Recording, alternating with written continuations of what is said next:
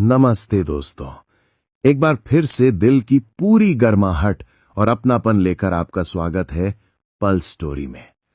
आज की रात इस गहरे नीले आसमान के नीचे, जहां हवा के हर झोंके में मिट्टी की खुशबू घुली हुई है, मैं आपको फिर से एक ऐसी दुनिया में ले चलने वाला हूं।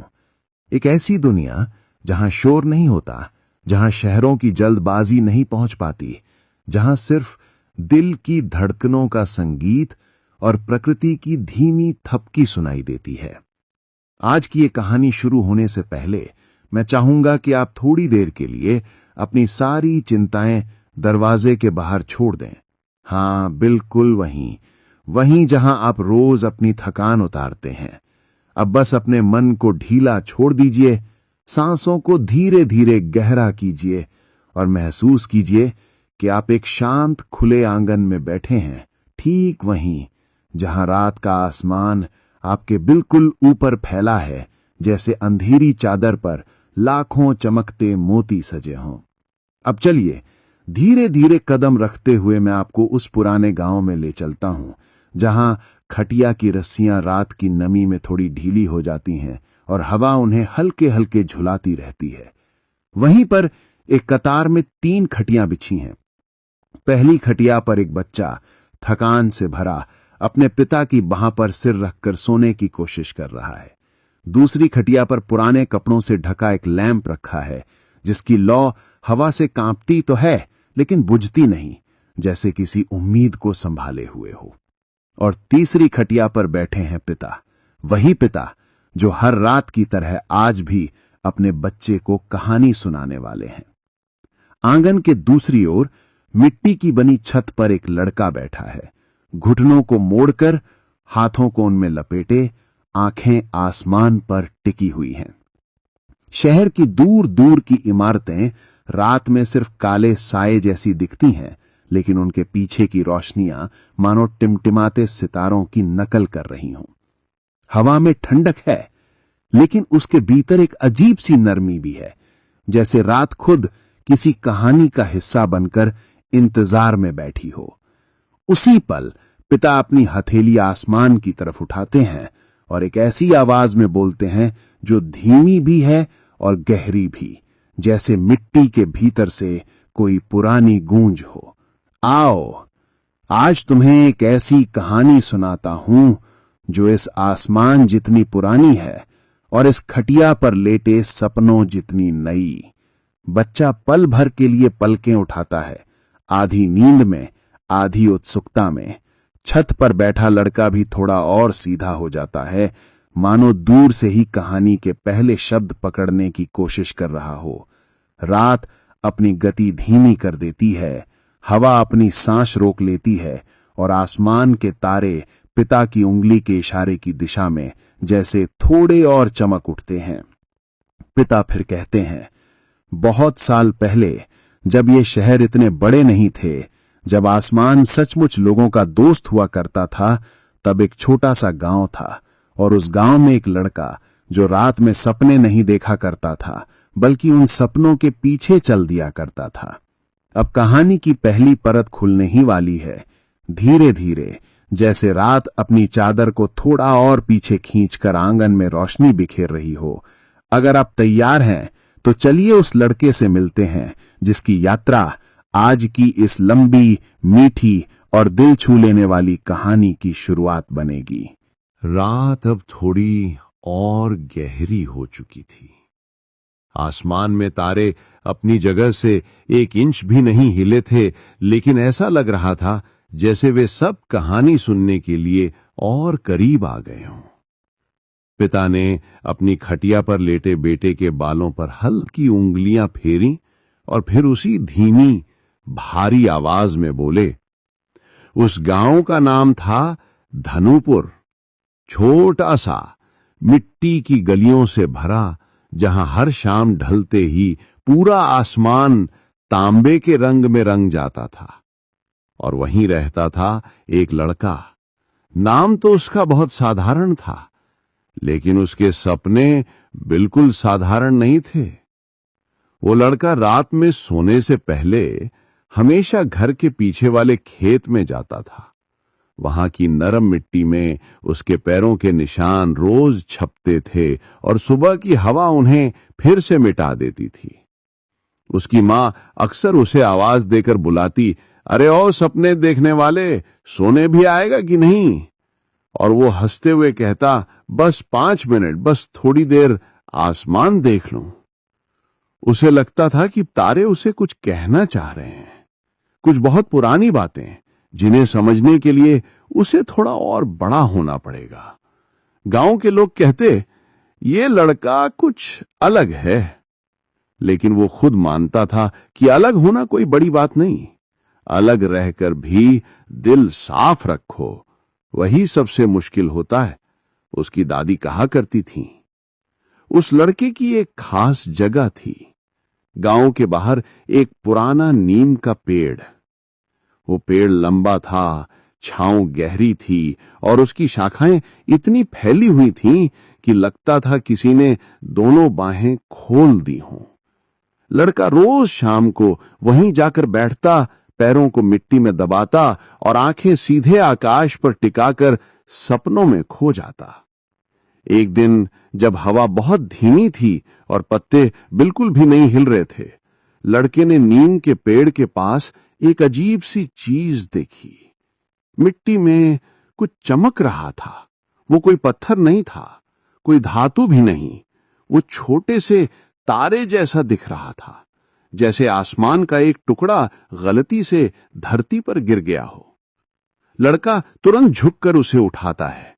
जैसे ही उसने उसे छुआ, पत्थर हल्का सा गर्म महसूस हुआ और उसी पल हवा में एक हल्की सी खुशबू फैली, जैसे बरसात से पहले मिट्टी भीगती है। उसने पत्थर को हाथों में पलट पलट कर देखा। कभी उस पर पड़ती रोशनी उसे नीली दिखती, कभी सुनहरी, कभी बिल्कुल सफेद, जैसे दूधिया चांद की चमक हो। लड़का सोच में पड़ गया, ये क्या है? कहीं ये तारा तो नहीं? लेकिन अगले ही पल वो खुद हंस पड़ा। उसे लगा शायद वो जरूरत से ज्यादा कहानियों में जीने लगा है।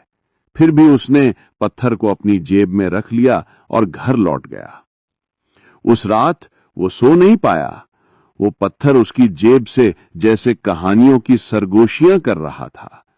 उसने उसे कान के पास ले जाकर सुना और उसे लगा जैसे पत्थर के भीतर से कोई धीमी सी धड़कन आ रही हो। धीरे धीरे, बहुत धीरे धीरे लड़का पत्थर को सीने पर रखकर सो गया। भीगी हवा आंगन में वापस लौटती है। खटिया की रस्सियां हल्की हल्की हिलती हैं। पिता की आवाज धीमी पड़ जाती है, जैसे कहानी खुद अपने अगले मोड़ को चुनने लगी हो। बच्चा अब गहरी नींद के करीब है। छत पर बैठा लड़का शायद थोड़ा और खिसक कर पिता की तरफ आ गया है, ताकि कहानी का अगला हिस्सा और साफ सुनाई दे। पिता कहते हैं, यहीं से शुरू हुआ उस लड़के का असली सफर। एक ऐसा सफर जो उसे गांव से बहुत दूर ले जाने वाला था और आसमान के बहुत करीब। रात और भी नरम हो गई थी। आंगन में सोई खटिया की रस्सियां अब पहले से भी धीमे झूल रही थीं, जैसे हवा ने कहानी का साथ देने का वादा कर लिया हो। पिता ने बच्चे के ऊपर पतली चादर ठीक की और फिर आसमान की तरफ देखते हुए कहानी को वहीं से आगे बढ़ाया, जहां लड़के का सफर धीरे धीरे अंधेरे में खुलने लगा था। उस रात जब लड़का नीम के पेड़ के नीचे मिला हुआ चमकता पत्थर सीने पर रखकर सोया था, उसे एक सपना आया। ऐसा सपना जो पहले कभी नहीं आया था। सपने में वही नीम का पेड़ था, लेकिन पेड़ की पत्तियां रात में चमक रही थीं, मानो हर पत्ती पर तारे का कोई टुकड़ा अटका हो। पूरे पेड़ से एक नरम सी रोशनी फैल रही थी, ऐसी रोशनी जो आंखें चौंधियां नहीं देती, बल्कि देखने वाले को शांति से भर देती है। सपने में लड़का पेड़ के बिल्कुल सामने खड़ा था और अचानक पेड़ की जड़ में वही चमकता पत्थर दिखाई दिया। लेकिन इस बार वो छोटा नहीं था, वो हथेली जितना बड़ा था। और उससे निकलती रोशनी हवा में लहरें बना रही थीं, जैसे कोई नदी बह रही हो। फिर पेड़ के पीछे से एक बहुत धीमी, बूढ़ी सी आवाज आई, इतनी धीमी कि जैसे प्रकृति ने सदियों बाद पहली बार किसी से बात करने का फैसला किया हो। आवाज ने कहा, तुमने उसे छू लिया है, अब वो तुम्हें रास्ता दिखाएगा। लड़का चौंक गया। उसने पूछा, कौन, किसका रास्ता, और ये आवाज किसकी है? पेड़ के तने में हल्की कंपन हुई, जैसे कोई भारी सांस छोड़ी हो, और फिर पत्तियां धीरे धीरे हिलने लगी, जबकि सपने की हवा बिल्कुल स्थिर थी। आवाज ने फिर कहा, हर 100 साल में आसमान का एक बीज धरती पर गिरता है, तारों का एक बीज।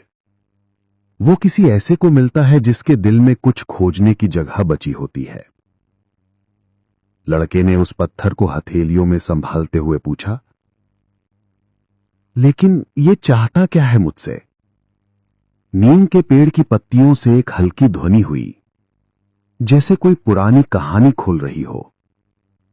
आवाज बोली, ये पत्थर तुम्हें वहां ले जाएगा जहां तुम्हारी जरूरत है, जहां कोई तुम्हारे आने का इंतजार कर रहा है। जैसे तुम आसमान को देखते हो, वैसे ही आसमान भी तुम्हें देखता है। लड़के ने धीरे से कहा, लेकिन मैं तो बस एक छोटा सा लड़का हूं। नीम का पेड़ हंसा, एक बहुत धीमी, हवा जैसी हंसी, और बोला, अरे, सबसे बड़ी यात्राएं कभी बड़े लोग नहीं शुरू करते, हमेशा छोटे दिल वाले, बड़े सपने देखने वाले बच्चे ही शुरू करते हैं। इसके बाद सपना धुंधला होने लगा। पेड़, रोशनी, आवाज, सब कुछ पानी में डूबती स्याही की तरह फैल गया, और लड़का अचानक जाग गया। सुबह होने को बस थोड़ी देर बची थी। आसमान हल्का नीला पड़ रहा था। लड़के के सीने पर रखा पत्थर ठंडा था, लेकिन किसी गहरी जगह से वो अब भी हल्की धड़कन जैसा एहसास देता था। लड़का उठा और चुपचाप बाहर आया। नीम का पेड़ बिल्कुल वैसा ही था, अंधेरे में ढका हुआ, पत्तियां स्थिर, कोई रोशनी नहीं, कोई चमक नहीं, जैसे सपना बस सपना रहा हो। लेकिन पत्थर उसकी मुट्ठी में पहले की तरह चमक रहा था, बहुत हल्की, मगर बिल्कुल साफ चमक। लड़का समझ गया, कुछ ना कुछ बदल गया है, सिर्फ उसके अंदर नहीं, बल्कि उस रात में भी, उस पेड़ में भी, और शायद उस आसमान में भी। वो खुद से बोला, अगर ये सच है तो मुझे जानना होगा कि आगे क्या है। ये उसकी पहली सुबह थी, जिसमें उसने जागकर महसूस किया कि अब वो पहले वाला लड़का नहीं रहा। अब उसके पास एक ऐसा राज था जो नीम के पेड़ से शुरू होकर शायद आसमान के किसी दरवाजे तक जा रहा था। खटिया पर लेटा बच्चा पूरी तरह सो चुका था, लेकिन छत पर बैठा लड़का उत्सुक होकर पिता की ओर देख रहा था। उसकी आंखों में वही चमक थी जो कहानी के पत्थर में थी। पिता मुस्कुराए और बोले, अब शुरू होती है उसकी पहली सच्ची खोज, जो उसे ऐसी जगह ले जाएगी जहां डर भी मिलेगा और उसका जवाब भी। सुबह की धूप अभी पूरी तरह फैली भी नहीं थी, बस हल्की सी सफेदी खेतों के ऊपर तैर रही थी, और हवा में रात की ठंडक की आखिरी सांसें बची थीं। लड़का धीरे धीरे अपने घर की देहरी पर बैठा पत्थर को हथेली में घुमाता रहा।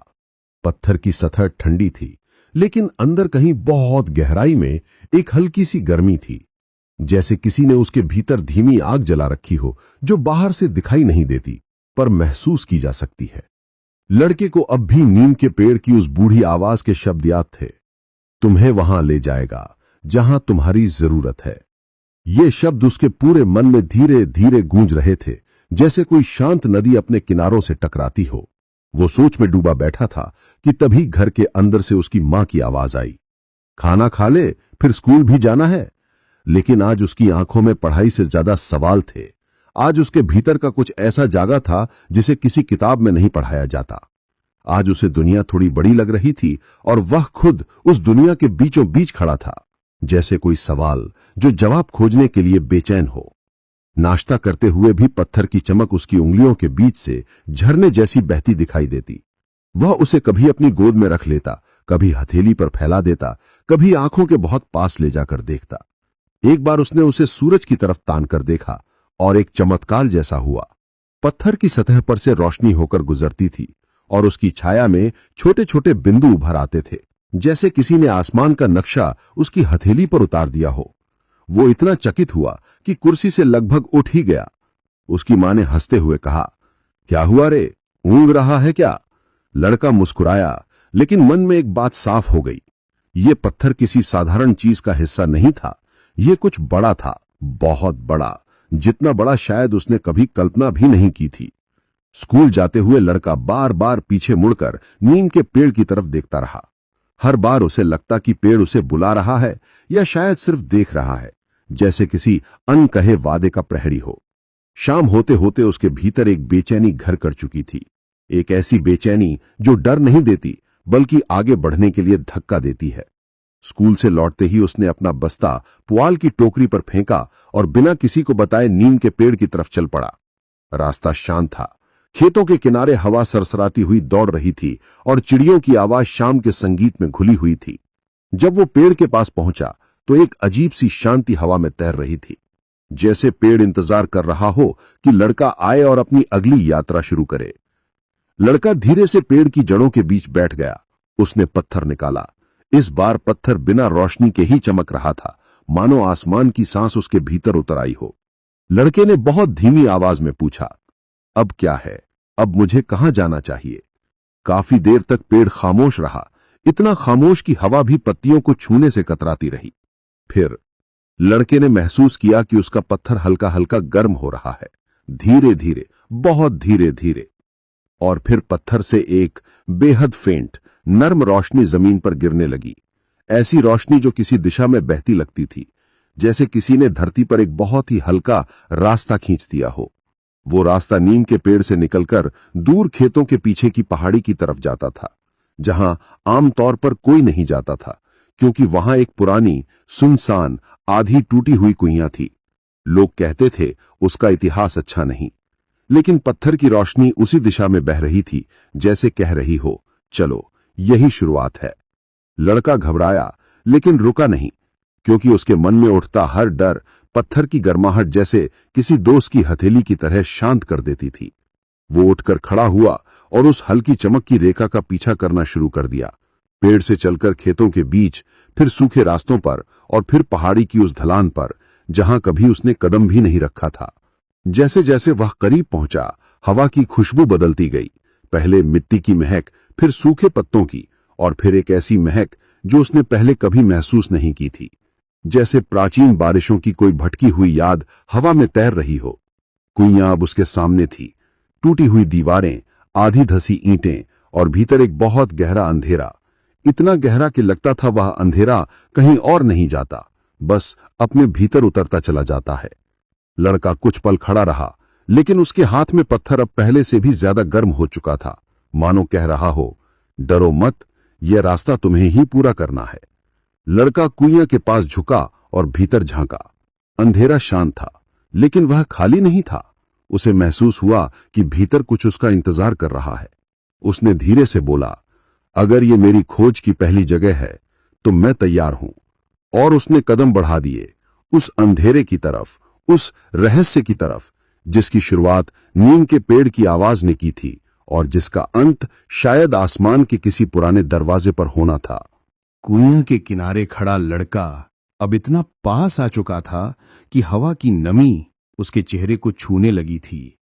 ये वही नमी थी जो पुराने भूले बिसरे स्थानों में छिपी रहती है, जहां समय बहुत पहले रुक चुका होता है और जो चीजें भीतर सोई होती हैं वे वर्षों से सिर्फ किसी एक आवाज, एक सही आवाज का इंतजार कर रही होती हैं। लड़के ने कुइयां के मुहाने पर दोनों हाथ रखकर धीरे धीरे अंदर झांका। कुआं गहरा था, इतना गहरा कि नीचे का अंधेरा कोई काली स्याही जैसा नहीं, बल्कि किसी प्राचीन नींद के समान शांत और स्थिर लग रहा था। उस अंधेरे में परतें थीं। लगता था जैसे वो सिर्फ गहरा नहीं, बल्कि कई गलियारों में बटा हुआ हो, जैसे पुराने समय के रहस्य उस अंधेरे की तहों में छिपे बैठे हों। उसने गहरी सांस ली और हाथ में रखा तारा पत्थर अब नरमी से धड़कने लगा। हवा में बिल्कुल हल्की लहरें पैदा होती जा रही थीं, जैसे किसी ने कुएं के भीतर बहुत दूर कहीं घंटी की आवाज बजा दी हो। लड़का कुछ पल डर और उत्सुकता के बीच झूलता रहा, पर तेजी से धड़कता दिल भी उसे रोक नहीं पाया। धीरे धीरे, बहुत सावधानी से वो कुएं के भीतर बने टूटे फूटे पत्थरों पर कदम रखकर नीचे उतरने लगा। हर कदम पर नीचे की ठंडक बढ़ती जा रही थी, ऐसी ठंडक जो शरीर को नहीं बल्कि मन को छू कर गुजरती थी, जैसे कोई पुराना कमरा खोलते समय आती है जहां बरसों तक कोई नहीं गया हो। नीचे पहुंचकर उसने देखा, कुएं का तल पूरी तरह से सपाट नहीं था। चरमराई हुई ईंटों के बीच एक गोल घेरा जैसा बना था, जिसके बीचों बीच पत्थरों का एक छोटा सा ढेर था, जैसे किसी ने उन्हें किसी विशेष आकार में रख छिपाया हुआ हो। और ठीक उन्हीं पत्थरों के बीच से एक बहुत ही फीकी रोशनी झांक रही थी, इतनी हल्की कि कोई आंखें मीच ले तो रोशनी गायब हो जाए। लड़का धीरे से आगे झुक कर बैठा और पत्थरों को हटाने लगा। हर पत्थर हटाते ही वहां से हल्की गर्माहट निकलती, जैसे कोई गहरी सांस उसके हाथों को छूकर गुजरती हो। कुछ देर बाद जब आखिरी पत्थर हट गया तो नीचे एक छोटा सा गोल धातु का डिब्बा दिखाई दिया। डिब्बा लकड़ी से नहीं, न ही लोहे से बना था, बल्कि किसी ऐसी धातु से जो उसने पहले कभी नहीं देखी थी। उसकी सतह पर बहुत सूक्ष्म लकीरें उकेरी हुई थीं, जैसे ब्रह्मांड की किसी भाषा के अक्षर हों। लड़का हैरान होकर उसे छूने ही वाला था कि अचानक तारा पत्थर उसके हाथ में बहुत गर्म हो गया, इतना कि लड़का चौंक कर पीछे हट गया। लेकिन अजीब बात यह थी कि वो गर्मी दर्द नहीं दे रही थी, बल्कि किसी इशारे की तरह लग रही थी, जैसे पत्थर कह रहा हो, यही है, यही वो चीज है जिसकी तलाश थी। लड़के ने फिर से हाथ आगे बढ़ाया। इस बार पत्थर भी थमा रहा, लेकिन हल्की धड़कनें तेज थीं। उसने धीरे धीरे डिब्बा उठाया। अचानक कुएं का अंधेरा बहुत गहरी सांस लेता हुआ सा लगा। चारों ओर ठंडक गहराती चली गई और हवा में एक बहुत धीमी गूंजती हुई आवाज फैलने लगी, इतनी धीमी कि सुनाई देती भी थी और नहीं भी। डिब्बा हाथ में लिए लड़के ने पूछा, ये क्या है, क्यों मेरे पास आया? लेकिन हवा चुप रही, कुएं की दीवारें चुप रहीं, बस उसका तारा पत्थर हल्की स्थिर धड़कने दे रहा था, जैसे किसी दूसरे संसार की भाषा बोल रहा हो। लड़का उस कुएं के तल पर बैठ गया, डिब्बे को घुटनों पर रखकर उसे ध्यान से देखता रहा। डिब्बे के ऊपर बहुत सूक्ष्म आकृतियां थीं, तारों की, नक्षत्रों की, वृत्तों की और रेखाओं की, जैसे कोई मानचित्र हो। लेकिन यह मानचित्र पृथ्वी का नहीं, बल्कि कहीं और का था। उसने उंगली से डिब्बे की सतह पर बनी एक रेखा को छुआ और अचानक डिब्बा खुद ब खुद खुल गया, बिना किसी आवाज के, बिना किसी कड़क की ध्वनि के, बस एक मुलायम सांस की तरह खुलकर फैल गया। अंदर अंदर एक छोटा सा चमकीला गोल बीज था, सुनहरा नहीं, चांदी जैसा भी नहीं, वो ऐसा चमक रहा था जैसे उसके भीतर छोटी सी आकाश गंगा कैद हो। लड़के ने सांस रोक ली, उसका दिल जोर से धड़कने लगा। तारा पत्थर अब धीमे धीमे उस बीज के पास चमकने लगा, जैसे उनकी कोई पुरानी पहचान हो। उसी पल कुएं में नीम के पेड़ वाली वही बूढ़ी आवाज गूंजी, धीमी, भारी, थकी हुई मगर नर्म। तुमने पहला बीज खोज लिया है और हर बीज एक दरवाजा है, लेकिन असली सवाल ये नहीं कि तुमने उसे पाया कैसे। असली सवाल ये है कि अब तुम इसके साथ क्या करोगे। लड़के की आंखों में डर और चमक दोनों तैर आए। उसने बीज को हाथ में उठाया और उसे उठाते ही पूरी कुइयां जैसे जीवित हो उठी। अंधेरा थोड़ा पीछे हटा, हवा हल्की गर्म हुई और दीवारों पर छाया सी रोशनी घूमने लगी। लड़का अब जान चुका था ये उसकी खोज की सिर्फ शुरुआत है। अब इसके बाद जो आने वाला है वो शायद उसके गांव, उसके नीम के पेड़ या उसके छोटे से जीवन से कहीं बड़ा होने वाला है। लेकिन वो पीछे नहीं हट सकता था, क्योंकि जो रास्ता आसमान ने चुना हो वो रुक कर नहीं चलता, वो बुला कर चलता है। कुएं की गहराई में बैठे उस छोटे से लड़के के लिए समय जैसे ठहर गया था। उसकी हथेली पर रखा वो चमकीला बीज स्थिर नहीं था। वो बेहद हल्की, बहुत धीमी सांसों की तरह धड़क रहा था। ऐसा लगता था जैसे वो बीज कोई निर्जीव चीज न होकर एक जीव हो, एक ऐसा अस्तित्व जिसकी धड़कनें पुरानी कहानियों और भविष्य के रहस्यों से भरी हों। लड़का लंबे समय तक उसे घूरता रहा। बीज से निकलती रोशनी कभी नीली, कभी दूधिया सफेद और कभी सुनहरी हो जाती, जैसे उसके भीतर आसमान की छवियां लगातार बदल रही हों। दूर कहीं हवा के अंदर कुछ हल्की खड़खड़ाहट हुई। कुएं की दीवारों पर टंकी पुरानी मिट्टी से एक अनचिन्हित धूल का पर्दा गिरा और हवा में घूमता हुआ बीच की रोशनी में तैरने लगा। लड़के को लगा जैसे कुआं अब सिर्फ ईंटों का बना एक गड्ढा नहीं रहा, बल्कि एक विशाल, शांत और अदृश्य द्वार बन गया है, जिसके भीतर बीते युगों की हर हलचल आज भी धीमी सांसों की गूंज की तरह जीवित है। तभी उस बीच से एक बहुत हल्की, बहुत नर्म आवाज निकली। ये इंसानी आवाज नहीं थी, न हंसी, न रोना, न शब्दों का कोई आकार। ये बस एक पुकार थी, जैसे कोई बहुत दूर, बहुत ही दूर, जंगलों, पहाड़ों, आसमानों के पार से किसी ने उसकी दिशा में एक हाथ बढ़ाया हो। लड़का पहले तो समझ ना पाया। उसकी आंखों में बहुत हल्की उलझन थी, लेकिन फिर उसे एहसास हुआ कि यह पुकार बाहर से नहीं, उसी बीज के भीतर से आ रही है, मानो बीज उसके दिल से बात कर रहा हो। बीज इतने धीरे बोला कि लड़का सुनने के लिए पूरी तरह स्थिर हो गया। उसके भीतर की आवाज कह रही थी, मुझे वहां ले चलो जहां मेरा घर है। लड़का चौंक कर उठ गया। उसने कुएं की दीवार, हवा, रोशनी सबकी ओर देखा, लेकिन सब पहले की तरह शांत खड़े थे। कुएं के ऊपर आसमान एक हल्के, फीके नीले रंग में बदलने लगा था, जैसे सूरज की पहली किरण अभी अभी क्षितिज पर जन्म ले रही हो। लड़के ने धीरे से पूछा, कहां है तुम्हारा घर? बीच की रोशनी थोड़ी और स्पष्ट हुई। अब उसमें एक दिशा सी दिखाई दे रही थी, जैसे चमक का हर कण एक ही ओर इशारा कर रहा हो। थोड़ी देर उसे देख पाने के बाद लड़के को समझ में आया कि बीज किस तरफ खींच रहा है, नीम के पेड़ की ओर। उसे लगा जैसे जीवन पूरा घेरा बनाते हुए वहीं लौट रहा है जहां से शुरू हुआ था। नीम के पेड़ की बूढ़ी आवाज ने कहा था, हर बीज एक दरवाजा है। लड़के के मन में ये शब्द गहराते चले गए। वो धीरे धीरे कुएं से बाहर निकलने लगा। पत्थर की सीढ़ियों पर हर कदम के साथ बीच की धारदार रोशनी कुएं के अंधेरे को काटती जा रही थी, जैसे कुआं उससे कह रहा हो कि अब तुम तैयार हो, तुम्हें वो दिखने लगा है जो बाकी लोगों को नहीं दिखता।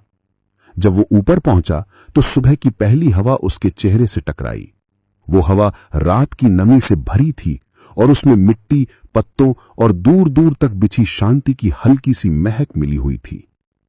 लड़का कुएं के पास खड़ा होकर कुछ देर चुप रहा और फिर पीछे मुड़े बिना नीम के पेड़ की ओर चल पड़ा। दलदल जैसी गहरी शांति वाली वो सुबह है।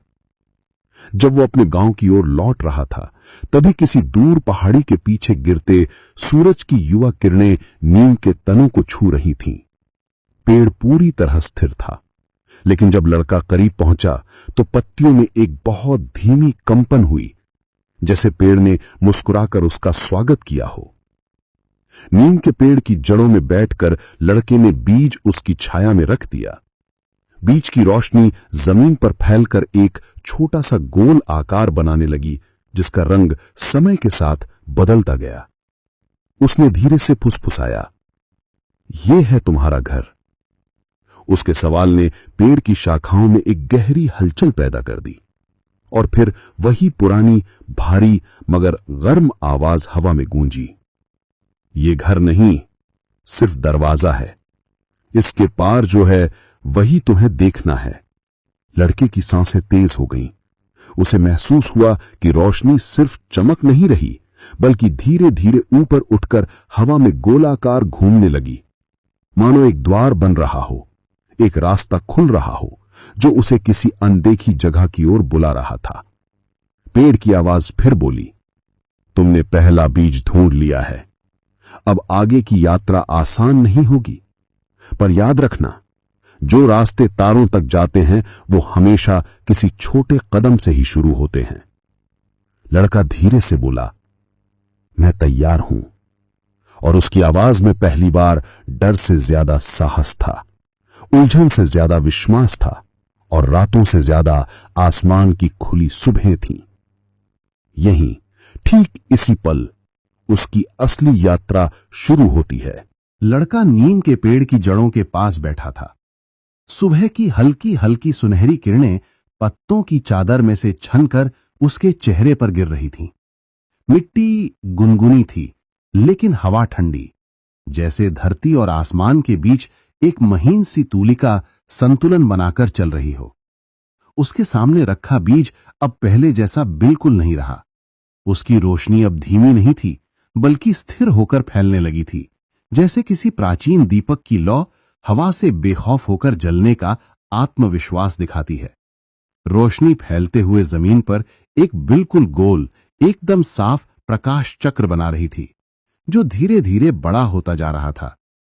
उस गोल घेरे के अंदर की मिट्टी बाहर की मिट्टी से अलग दिखने लगी, जैसे उसके रंग गाढ़े हो गए हों, जैसे उसने अचानक किसी नई उम्र में कदम रख दिया हो। लड़का उसे देखता रहा, पलकें झपकाने का भी मन नहीं किया, क्योंकि हर पल, हर क्षण उस रोशनी में कुछ बदल रहा था। और फिर कहीं दूर से एक धीमी आवाज उठी, न पेड़ की, न हवा की, न बीज की। ये आवाज मानो धरती की गहराई से आ रही थी, एक पुरानी, थकी हुई मगर बेहद भरोसेमंद धड़कन जैसी। लड़के ने महसूस किया कि नीम का पेड़ हल्का सा हिल रहा है, जैसे वो भी इस पुकार को सुन रहा हो। पेड़ की बूढ़ी आवाज आई, "याद है मैंने कहा था, हर बीच एक दहलीज है। अब तुम उस दहलीज को खुलते हुए देख रहे हो।" लड़के ने धीरे से पूछा, "ये रोशनी कहां ले जाएगी?" पेड़ की पत्तियां एक पल के लिए बिल्कुल शांत हो गईं। फिर हवा के साथ उनमें एक कंपन दौड़ी, जैसे शाखाओं ने सांस ली हो। "वहां जहां तुम्हारे सवाल पैदा होते हैं," पेड़ ने कहा, "वहां जहां सपनों की छतें बनती हैं, वहां जहां आसमान सिर्फ ऊपर नहीं होता, तुम्हारे भीतर भी होता है।" लड़के की आंखों में एक नई चमक उभरी। उसने रोशनी के करीब जाकर देखा, अब वो सिर्फ एक गोला नहीं रही थी, बल्कि एक घूमती हुई चादर बन गई थी, जैसे किसी समुंदर की लहरें गोलाकार होकर एक जगह जमा हो गई हों। उसके कानों के पास एक फुसफुसाहट आई, "अंदर आओ।" ये आवाज साफ नहीं थी, शब्दों में नहीं थी, लेकिन उसके दिल पर सीधे उतरी। लड़का आगे बढ़ा। नीम का पेड़ धीरे धीरे पीछे से सरसराया, जैसे उसे रोकना और भेजना दोनों एक साथ चाह रहा हो। पेड़ ने कहा, "ध्यान रखना, जो तुम देखने जा रहे हो वो सिर्फ जगह नहीं होगी, वो तुम्हारी शुरुआत भी होगी।" लड़का एक पल को रुका, फिर हिम्मत जुटाकर रोशनी के घेरों में कदम रख दिया। जैसे ही उसकी उंगली उस करवट लेती रोशनी के भीतर गई, समय धीमा पड़ गया। हवा की चाल थम गई, पत्तियां हवा में ही रुक गईं, यहां तक कि सूरज की किरणें भी जगह पर जमी हुई सी दिखी। और तभी रोशनी फटी, न किसी धमाके की तरह, न किसी चमकदार अचानक विस्फोट की तरह, बल्कि बहुत धीमे, बहुत शांत, जैसे किसी फूल की पंखुड़ियां सुबह की ओस के साथ खुलती हैं। लड़के के सामने एक खुला रास्ता था, जो हवा में बना हुआ था। ऊपर और ऊपर और ऊपर आसमान की उस दहलीज तक जहां पहुंचने का साहस बहुत कम लोगों में होता है। वो रास्ता नीली धुंध से भरा हुआ था और धुंध के बीच छोटे छोटे तारे झिलमिला रहे थे, ऐसे जैसे किसी ने आसमान को मोड़कर उसके हाथ में रख दिया हो। लड़का सांस रोककर उस दृश्य को देखता रहा। ये अब सिर्फ यात्रा नहीं थी, ये एक बुलावा था, एक ऐसा बुलावा जिसे अगर कोई एक बार सुन ले तो फिर उसके जीवन का रास्ता कभी पहले जैसा नहीं रह सकता। लड़का धीरे से आगे बढ़ा और पहली बार उस रास्ते पर कदम रख दिया जो आसमान की तरफ जाता था। लड़का उस चमकती हुई नीली धुंध वाले रास्ते पर पहला कदम रखता है। जैसे ही उसका पैर उस रोशनी की सतह को छूता है, नीम के पेड़ के नीचे खड़ी धरती धीरे धीरे पीछे छूटने लगती है, जैसे कोई पुरानी किताब अपनी आखिरी पंक्ति पढ़कर खुद ब खुद बंद हो रही हो। उसके पैरों के नीचे जो रास्ता था वह मानो हवा का बना हुआ पुल था, हल्का लेकिन टूटा नहीं, दिखाई पड़ता था लेकिन धुंध से ढका हुआ, कभी पारदर्शी सा, कभी दूधिया सफेद और कभी गाढ़े नीले रंग का, जिसमें छोटे छोटे कण चमकते थे, मानो किसी ने रात की चादर को हजारों जुगनुओं से सजा दिया हो। लड़का इस पुल पर आगे बढ़ता गया। उसके पांव हल्के हो रहे थे लेकिन दिल भारी, क्योंकि पीछे जमीन थी, उसका गांव, उसकी बातें, नीम का पेड़ और वे सारे दिन जब उसने सिर्फ सपने देखे थे पर उन्हें पकड़ने की हिम्मत नहीं थी। जैसे जैसे वह ऊपर जाता, हवा बदलती जाती।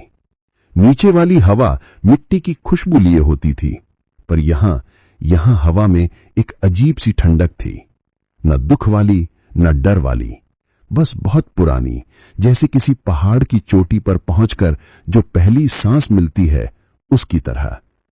उसने नीचे झांक कर देखा। गांव अब एक छोटे से धब्बे की तरह दिखाई दे रहा था। नीम का पेड़ भी बस एक काली सी आकृति के रूप में खड़ा था और कुआं, वह तो रोशनी के धुंधले वलय के कारण अब लगभग गायब ही हो चुका था। उसे अचानक एहसास हुआ वह पहली बार जमीन से सचमुच दूर आया है, सपनों वाले ऊपर से भी ज्यादा ऊपर। अगला कदम उसने धीरे रखा, तभी उसके कानों में बहुत हल्की बहती हुई आवाज आई, जैसे कोई नदी उसके आसपास बह रही हो। लेकिन यहां नदी कहां? लड़का रुक गया। आवाज और साफ हुई, मानो पानी कहीं दूर गिर रहा हो। उसने आगे झुककर देखा और तभी उसे महसूस हुआ कि रास्ते के किनारों पर धुंध के भीतर कुछ लहरें चल रही हैं। धुंध हटने लगी और एक नदी प्रकट हुई, हवा में बहती हुई। हां, हवा में। नीले आसमान की गोद में पारदर्शी पानी की एक विशाल धारा बह रही थी, जिसके भीतर तैरती थीं यादें।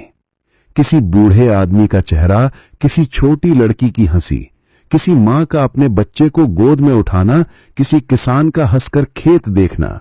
ये सब पानी की सतह पर आते जाते चमकते टूटते चले जा रहे थे। लड़का मंत्रमुग्ध होकर देखने लगा। हर याद जैसे किसी और की नहीं बल्कि दुनिया की थी, धरती की, आसमान की, समय की। हर लहर के साथ उसके भीतर एक अजीब सी गर्माहट फैलने लगी। तभी उसके पास हवा में एक धीमी आवाज आई, जैसे नदी खुद उससे बोल रही हो, डरो मत, ये वो बातें हैं जो लोग भूल जाते हैं, हम उन्हें संभालते हैं। लड़के ने धीरे से बोला, ये कौन कौन की यादें हैं? नदी की लहरें चमकी, हर किसी की, हर आत्मा की, हर उस दिल की जिसने कभी आसमान की तरफ देखा और कुछ बड़े का इंतजार किया। लड़का काफी देर तक वहीं खड़ा रहा, जैसे किसी और ही दुनिया के बीच खड़ा हो। उसका मन पल पल बदल रहा था, भारी से हल्का, उलझन से शांत। और अचानक उस नदी के भीतर उसे अपना बचपन दिखाई दिया। एक छोटा सा लड़का घाट के पास बैठा आसमान को देख रहा था, ठीक वैसे ही जैसे वह आज यहां खड़ा था। उसने हड़बड़ाकर पूछा, ये मेरा है? नदी बोली, हां, ये वही बच्चा है जो हमेशा सोचता था, क्या आसमान सचमुच किसी के लिए खुलता है? लड़के की आंखें भर आईं। उसे पहली बार लगा कि उसकी यात्रा सिर्फ किसी जगह जाने की नहीं थी, यह उसके दिल की परतें खोलने की यात्रा भी थी। नदी अचानक शांत हो गई और उसमें एक रहस्यमयी रास्ता उभरने लगा, जो हवा की नदी के साथ साथ कहीं और गहराई में चला जाता था। पेड़ की आवाज दूर से गूंजी, आगे बढ़ो, अब जो देखने वाले हो वह तुम्हें बदल देगा। लड़के ने लंबी सांस ली, हिम्मत बांधी और आसमान की नदी के किनारे उस नए रास्ते की ओर बढ़ चला। लड़का हवा में बहती हुई नदी के किनारे किनारे चलता गया और जैसे जैसे वो आगे बढ़ता गया, आसमान का रंग बदलने लगा। पहले नीला था, हल्का फिसलता हुआ, पर अब उसमें एक सुनहरी आभा घुलने लगी थी, बिल्कुल उस तरह जैसे सूर्योदय से पहले क्षितिज पर कोई कलाकार अपना पहला स्ट्रोक छोड़ देता है। रास्ता उसकी आंखों के सामने कभी फैलता, कभी से कुड़ता, मगर एक अजीब स्थिरता थी जो उसे आश्वस्त करती थी कि वो वहीं जा रहा है जहां उसे पहुंचना चाहिए। हवा अब हल्की नहीं रही, वो मोटी सी परत बन गई थी, जैसे धुएं में जन्मा कोई मुलायम पर्दा, जिसे पार करने के लिए ना सिर्फ कदमों की बल्कि दिल की भी सहमति चाहिए होती है। लड़का चलते वक्त महसूस कर रहा था कि उसकी सोच धीमी हो रही है, थकान के कारण नहीं, बल्कि इस अनोखी हवा की वजह से, जो मानो विचारों को भी छान कर आगे जाने देती थी। कुछ दूर जाने के बाद उसके सामने सफेद धुंध का एक ऊंचा दरवाजा सा बन गया, न लकड़ी का न पत्थर का, बस धुंध का बना एक विशाल प्रवेश द्वार जो आसमान के बीचों बीच खड़ा था। उस दरवाजे के आसपास तैरते हुए छोटे छोटे प्रकाश कण एक घड़ी की तरह घूम रहे थे, जैसे वो द्वार किसी अनदेखे समय का प्रहरी हो। लड़का उसके बिल्कुल सामने जाकर खड़ा हो गया। उसे लगा कि इस दहलीज के बाहर जो दुनिया है वो उसके समझने से बड़ी होगी और शायद डरावनी भी, पर उसके दिल में उठती हल्की सी धड़कन उसे आगे बढ़ने का साहस दे रही थी। जब उसने हाथ बढ़ाकर उस धुंध को छूने की कोशिश की तो वो छूने से पहले ही गायब हो गई और उसके सामने अचानक एक विशाल चमकदार प्रांगण खुल गया। ये प्रांगण किसी महल जैसा था, मगर जमीन पर नहीं, ये हवा में लटका था, बादलों पर टिके हुए सपनों की तरह। चारों तरफ हल्के सोने और चांदी के रंग की दीवारें तैर रही थीं, जिन्हें कोई पकड़ नहीं सकता था, पर देखने से ऐसा लगता था जैसे वो किसी पुरानी कथा का हिस्सा हो। नीचे कोई जमीन नहीं थी, बस अनंत नीला, और उस नीले के बीचों बीच ये विशाल दरबार जैसे आकाश में तैरता हुआ एक मंदिर हो। प्रांगण के बीच एक बहुत बड़ा पारदर्शी मंच था, जिस पर रोशनी ऐसे पड़ती थी जैसे पानी की सतह पर पड़ती है, चमकती, चलती, फिसलती और हर क्षण अपना आकार बदलती हुई। लड़का जब इस मंच के करीब पहुंचा तो उसे लगा कि हवा और भी शांत हो गई है, इतनी शांत कि उसकी अपनी सांसें भी बाहर आने में हिचकिचाने लगीं। उसे लगा कि कोई है, कोई बहुत पुराना, बहुत महत्वपूर्ण, जो इस जगह का रक्षक या स्वामी है। और तभी उस मंच पर धीरे धीरे एक आकृति उभरने लगी। पहले वो धुंधली थी, जैसे धुएं से किसी इंसान का आकार बन रहा हो। फिर उसके भीतर से रोशनी निकलने लगी, ना तेज न चुभती, बल्कि बहुत शांत, बहुत गहरी और किसी तरह बहुत परिचित। धीरे धीरे वो आकृति स्थिर होकर खड़ी हो गई। न उम्र का पता चलता था, न चेहरे का कोई पूरी तरह स्पष्ट आकार, पर इतना जरूर था कि वो इंसान जैसी थी, और फिर भी इंसान से बिल्कुल अलग भी। लड़के को अजीब नहीं लगा, बल्कि उसके भीतर एक अनकहा विश्वास जागा कि जिस किसी के सामने वो खड़ा है वो उसे पहले से जानता है, शायद उससे भी पहले से जितना वो खुद को जानता है। आकृति ने बोलना शुरू किया। न होंठ हिले, न आवाज हवा में गूंजी, पर उसके शब्द सीधे लड़के के मन में उतरते गए। स्वागत है। ये शब्द इतने शांत थे कि पहला अक्षर लड़के के भीतर उतरते ही जैसे उसके अंदर का सारा डर पिघल गया। आकृति के आसपास की हवा थोड़ी चमकी और फिर उसने पूछा, क्या तुम जानना चाहते हो कि तुम यहां क्यों आए हो? लड़के ने हां में सिर हिलाया, लेकिन उससे पहले कि वो कुछ बोल पाता, आकृति ने हाथ उठाया, बहुत धीरे, जैसे किसी को सुलाने के लिए हवा को छुआ जाता है। जैसे ही उसका हाथ ऊपर गया, प्रांगण के किनारों पर तैरती दीवारें हिलने लगीं और उन पर चित्र उभरने लगे, चित्र जो किसी कहानी की तरह एक दूसरे से जुड़ते जा रहे थे। ये चित्र लड़के का जीवन नहीं, न उसके गांव का, न धरती का। ये किसी और स्थान की कथाएं लग रही थीं, किसी ऐसे लोक की जहां रोशनी धड़कती थी, जहां बीज बात करते थे और जहां आसमान किसी की मंजिल नहीं बल्कि किसी की शुरुआत होती थी। लड़का उन्हें देखकर हैरान नहीं हुआ।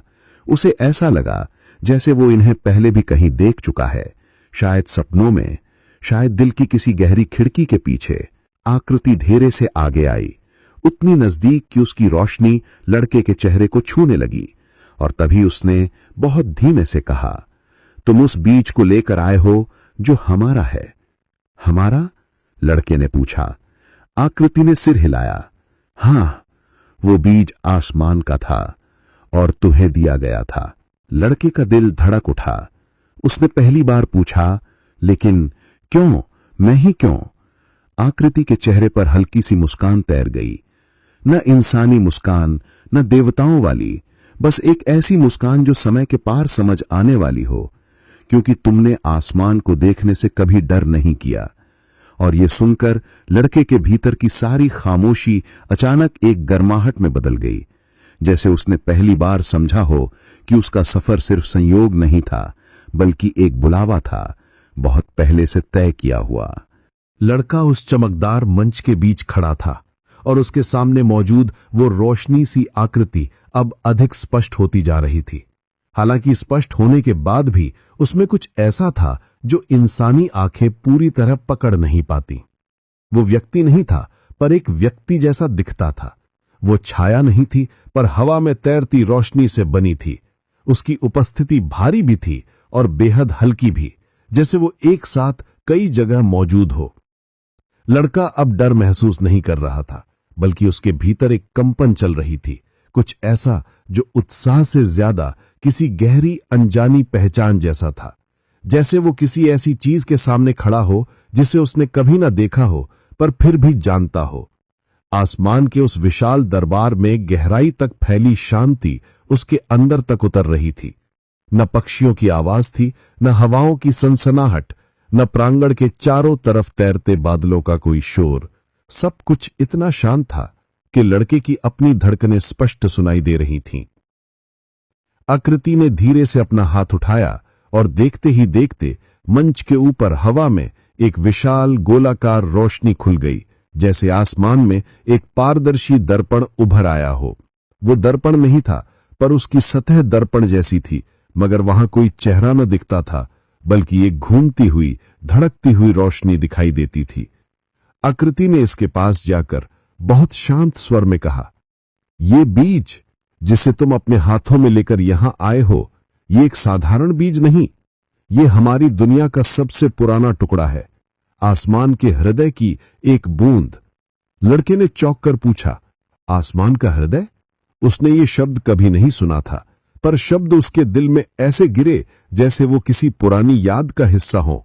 आकृति ने सिर हिलाया और फिर रोशनी की सतह पर हाथ रखते हुए बोली, हां, जिस रोज समय का जन्म हुआ था, उसी रोज ये हृदय भी बना था। उस हृदय से पहली बार जो चमक निकली थी, उसने हमारे लोक को बनाया, हमारी हवा, हमारी नदी, हमारी रोशनी, और वो बूढ़ा नीम का पेड़ भी, जो तुम्हारा रक्षक था और तुम्हें यहां तक लाने का माध्यम भी। लड़का निशब्द होकर खड़ा था। उसकी समझ की सीमा हर क्षण बढ़ रही थी, जैसे दुनिया अचानक बहुत बड़ी हो गई हो और वो खुद उसमें एक बहुत छोटी सी बिंदु होकर भी एक अनिवार्य हिस्सा बन गया हो। आकृति ने आगे कहा, यह बीज कभी यहां रहता था, यह समय और प्रकाश का वाहक था, लेकिन एक दिन जब अंधेरा पहली बार पैदा हुआ, तब इस बीज को बचाने के लिए इसे भूमि लोक में भेजा गया, तुम्हारी दुनिया में। वहां इसे किसी ऐसे इंसान ने उठाना था जो आसमान से डरता नहीं हो, कोई ऐसा जो जमीन पर रहकर भी आसमान की पुकार सुन सके। आकृति की रोशनी अब हल्की सी धड़क रही थी, जैसे वो भी इस कहानी को बताते हुए भावुक हो रही हो। उसने कहा, हमने बहुत इंतजार किया, कई पीढ़ियां बीत गईं, लोग बीज को देखते थे पर उसकी पुकार सुन ना पाते थे, और फिर तुम आए। लड़के ने अनजाने ही अपना हाथ अपने सीने पर रख लिया, जैसे वो एक अदृश्य धड़कन को महसूस करना चाहता था जिसने उसे इस सफर पर भेजा था। उसे अपनी पुरानी रातें याद आईं, वो रात जब वो खाट पर लेटकर आसमान गिनता था, जब उसे लगता था कि तारे उससे कुछ कहना चाहते हैं, जब उसे ये समझ नहीं आता था कि उसके सपने इतने बड़े क्यों हैं। उसे वो रात भी याद आई जब नीम का पेड़ पहली बार उसके पास झुका था और वो शाम जब बीज उससे बात करता सा लगा था। ये सब संयोग नहीं था, ये सब एक कहानी के धागे थे जो उसे यहां तक खींच लाए थे। आकृति ने प्रांगण के छोर की ओर इशारा किया। वहां दूर दूर तक फैली रोशनी में एक अजीब सा कंपन उठ रहा था, जैसे हवा का कोई हिस्सा जिंदा होकर सिहर रहा हो। आकृति बोली, अंधेरा फिर लौट रहा है और उसे रोकने के लिए ये बीज फिर से जागना चाहिए, लेकिन इसे जगाने के लिए किसी एक दिल की जरूरत होती है। ऐसा दिल जो किसी चाहत या डर से नहीं बल्कि सच की तलाश से धड़कता हो। फिर आकृति कुछ कदम आगे चली और लड़के के बिल्कुल सामने खड़ी हो गई। उसकी आवाज अब नर्म भी थी और तेज भी, जैसे वो हवा और दिल दोनों में गूंज रही हो। वो बोली, तुम उस दिल के मालिक हो? लड़का हैरान था, थोड़ा डरा हुआ भी, लेकिन भीतर किसी गहराई में एक ऐसी ऊर्जा उठ रही थी जिसे वो रोक नहीं सकता था, जैसे उसके भीतर हमेशा से कोई चिंगारी छिपी हुई थी जो अब जल उठने को तैयार थी। उसने धीमी आवाज में पूछा, लेकिन मैं कैसे? मैं तो बस एक लड़का हूं। आकृति ने उसके सिर पर हाथ नहीं रखा, पर उसका हाथ लड़के के सिर के ऊपर से गुजरा और लड़के को लगा कि हवा ने उसे छू लिया, बहुत गर्म और बहुत सुकून देने वाले स्पर्श के साथ। आकृति बोली, तुम्हारे भीतर आसमान की गूंज है और ये बीज वही गूंज पहचान कर तुम्हें बुलाता रहा। किसी के बड़े होने का नहीं, किसी के जागने का समय होता है और तुम्हारा समय यही है। फिर आकृति ने अपनी हथेली खोली और धीरे से कहा, अब समय आ गया है कि तुम वो देखो जिसे देखने का साहस बहुत कमों में होता है। और जैसे ही उसने ये कहा, प्रांगण के ऊपर का आसमान फटने लगा, शांत, बिना शोर के, जैसे किसी विशाल पर्दे को धीमे से खींचा जा रहा हो। उस फटती हुई रोशनी के पीछे एक और आकाश था, गहरा, अनंत, अनजानी चमक से भरा हुआ, और उसके बीचों बीच तैरता हुआ एक धड़कता हुआ प्रकाश गोला, वही आसमान का हृदय। लड़के के सामने आसमान का हृदय अब पूरी तरह खुल चुका था। एक विशाल धड़कता हुआ प्रकाश गोला जो हवा में स्थिर होकर भी हर क्षण बदल रहा था। उसकी रोशनी किसी दीपक की लौ जैसी नहीं थी, न किसी सूरज जैसी तीखी, बल्कि ऐसा लगता था जैसे वो रोशनी स्वयं जीवन का पहला स्वाद हो, पहला स्पर्श हो, पहली सांस हो। उसके आसपास की हवा मानो तरल बन चुकी थी। हल्की हल्की लहरें लड़के की त्वचा को छूकर गुजरती और हर बार उसके भीतर कोई गहरी अनुभूति छोड़ जाती। यह प्रकाश गोला इतना विशाल था कि उसके पास पहुंचते ही ऐसा महसूस होता जैसे असीमित ब्रह्मांड उसके सामने फैल गया हो और समय उसकी मुट्ठी में सिमटने लगा हो। प्रांगण, बादल, हवा, सब कुछ धीरे धीरे उसी रोशनी में घुलने लगा था, जैसे कोई पुराना सपना जागते ही धुंध में बदल जाता है। लड़का मंत्रमुग्ध होकर खड़ा था और उसकी धड़कनें अब सामान्य से कहीं ज्यादा तेज हो चुकी थीं। वो समझ चुका था कि उसकी यात्रा अब किसी कहानी का हिस्सा भर नहीं रही, यह अब उसकी पहचान का रूप ले रही है। आकृति उसके पास खड़ी थी, पर अब वो पहले से कहीं अधिक पारदर्शी दिख रही थी, जैसे इस रोशनी के आगे उसका अस्तित्व भी हल्का पड़ गया हो। और तभी उसने बोलना शुरू किया। उसकी आवाज अब सीधे लड़के के मन में नहीं, बल्कि पूरे प्रांगण में गूंजने लगी, इतनी शांत और इतनी गंभीर कि हवा भी सुनने के लिए थम गई। यह, आकृति ने कहा, आसमान का हृदय है, वह स्थान जहां से प्रकाश जन्म लेता है, जहां विचार आकार लेते हैं, जहां सपने अपना पहला बीज पाते हैं। लेकिन इसे देखना ही पर्याप्त नहीं, इसे समझने के लिए तुम्हें इसके भीतर झांकना होगा। लड़के ने भौवें सिकोड़कर कहा, इसके भीतर झांकना? और जैसे ही उसने ये शब्द कहे, उसी क्षण रोशनी के गोले में एक हलचल हुई, पहले हल्की, फिर तीव्र, जैसे किसी विशाल समुद्र की सतह अचानक उठने लगी हो। घूमती हुई लपटें रोशनियां ऊपर उठीं और फिर नीचे गिर गईं, बिल्कुल उसी तरह जैसे तूफान से पहले समुद्र का पानी अपनी सांसें रोक लेता है। आकृति ने धीरे से कहा, हां, हर वो व्यक्ति जिसे यह हृदय पुकारता है, उसे इसके भीतर छिपे अतीत को देखना पड़ता है। लेकिन चेतावनी है, यह सिर्फ एक दृश्य नहीं होगा, यह तुम्हें तुम्हारी आत्मा की गहराई तक ले जाएगा। तुम वही देखोगे जो तुमसे छिपा हुआ था, तुम वही महसूस करोगे जिससे तुम बचते आए थे, और वही जानोगे जिसके लिए तुम्हें यहां बुलाया गया है। लड़का एक पल को डगमगा गया। उसके भीतर डर की एक हल्की लहर उठी, लेकिन वो डर ऐसा नहीं था जो उसे पीछे खींचे। ये वो डर था जो किसी बड़े सत्य के सामने खड़े होने पर होता है, जब व्यक्ति समझ जाता है कि आगे जो आने वाला है वो उसकी पुरानी दुनिया को बदल देगा। उसने गहरी सांस ली और रोशनी की ओर एक कदम बढ़ाया। रोशनी की सतह अचानक उसके करीब झुक गई, जैसे किसी नदी ने किनारे पर कदम रखे व्यक्ति को पहचान लिया हो। उसकी चमक अब नरम हो गई और लड़के को लगा कि वो उसे बुला रही है, जैसे कोई मां अपने बच्चे को गोद में लेने के लिए झुकती है। जैसे ही लड़के ने अपनी उंगलियां उस रोशनी को छुआ, उसके शरीर में एक तेज कंपन दौड़ गया।